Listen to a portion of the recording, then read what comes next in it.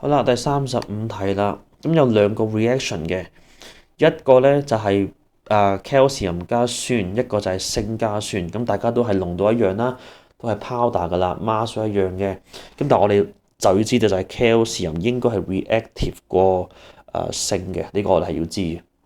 好，咁所以咧第一句就話咧個 rate of reaction one is higher，咁呢個啱啦，啱啱因為佢話 calcium 真係 reactive 過鋅噶嘛，所以1號咧係應該正確嘅。Both of them will give a clear solution，咁呢個都啱啦，因為兩者嘅 product 都係 chloride，calcium chloride、鋅 chloride 都係溶喺水，又冇 PPT，又都係透明啦，甚至所以 clear 都係合理嘅，所以2號咧都係正確嘅。3號啦，佢話 volume of gas 就係 larger than volume個 reaction two，即係出嘅東西入邊咧嗰個嘅 volume 咧係大啲，咁即係要計 mole 咯，係嘛？咁即係要計 mole，咁我哋咪計翻兩隻嘢嘅 mole先。咁啊，呢個煩啲啦，呢個我就要拆開講。reaction one 先啦，嗱你用嘅係0.5 gram 嘅 calcium，所以個 mole of calcium 咧就係叫做0.5除翻40.1，係用緊0.01247啦。但係 x 咧 ，x 係50除翻1000乘翻1，答案係0.05嘅。OK，咁所以其實一眼望到啦，一眼望到咧就係其實 calcium 係 limiting 㗎啦嘅 limiting。咁我不如揀住佢啦，好嘛？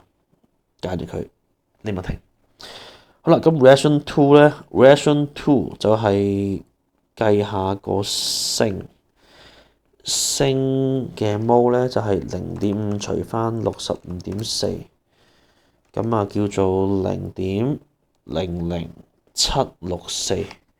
咁 x 都係唔變噶嘛，所以又係啦，一眼望到咧個鋅係個 limiting。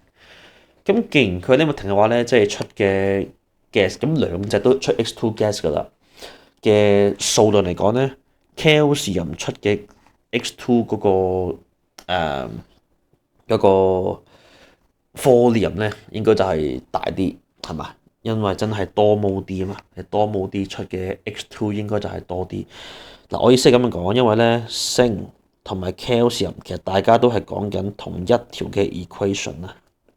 OK， 我懶啊 ，OK 就咁寫嘅啫。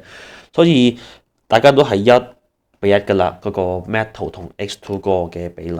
咁所以我直接揾到個 mole 咧就可以直接做 comparison。咁的確 Ca 個 mole 多啲啊嘛，所以出嘅 gas 多啲。出嚟 gas 多啲 volume 多啲咪合理咯，三句都啱喎，三句都啱咧就係D for dog 啦，D for